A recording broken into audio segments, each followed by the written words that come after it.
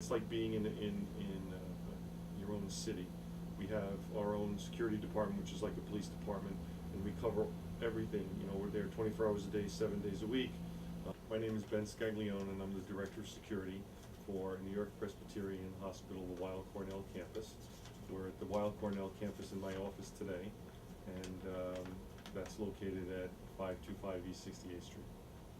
What makes us different than other hospitals is we have a psychiatric unit, and we also have a substance abuse unit.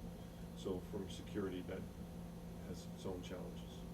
I've worked at a number of different hospitals in my career, including Bellevue Hospital, which is down in the Lower East Side of Manhattan. I was there for about 4 years, and then I was a security director at a number of hospitals in New Jersey. It's like being in your own city. We have our own security department, which is like a police department, and we cover everything. You know, we're there 24 hours a day, 7 days a week. We screen visitors. We keep an eye on all of our assets, which is food and linens and dishes and medications. We have retail stores. We keep an eye on that. You know, we protect the retail stores as well. Our highest priority, however, is our infants and adolescents, our psychiatric patients, and our drugs are probably our highest priority to protect. A couple things that we do that are a little bit different than other hospitals. One is we have a very large number of VIP patients. So from dignitaries from all over the world to famous people to athletes, we see them come and go on a regular basis. And as part of our job, we provide a certain level of security for them. In addition to that, we do different types of investigations. We do basic types of investigations of missing property. We do very detailed investigations that tends to extend outside the hospital, having to do with fraud and other types of criminal activity.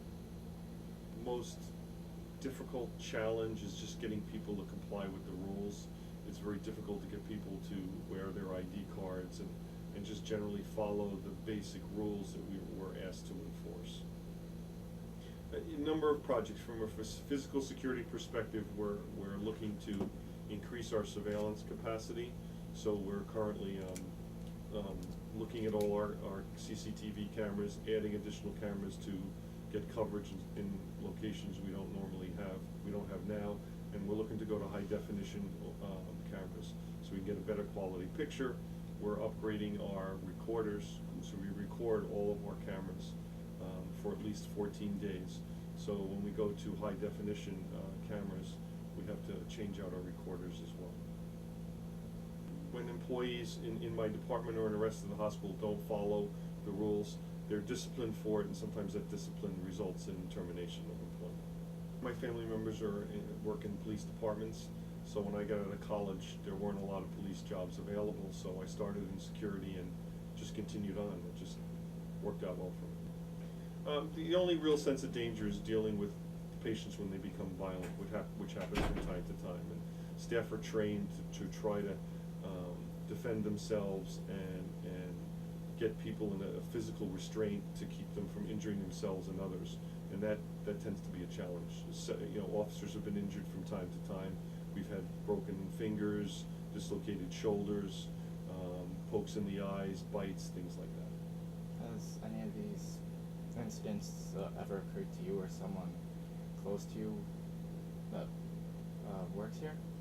Some of my staff that I'm close to were injured from once, you know, from time to time since I've been here.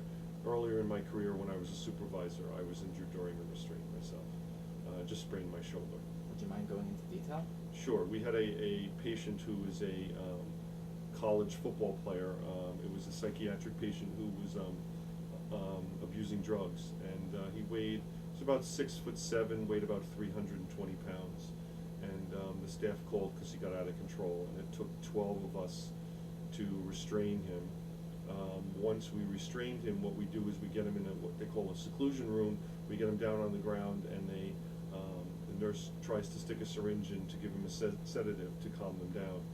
Once we did that, we close the door and we keep him in the room, and the room is designed to keep someone who's being aggressive from not hurting themselves or others. In this particular case, as we were all assessing our injuries, there was a doctor who dislocated his shoulder and one of the other security staff who broke his wrist.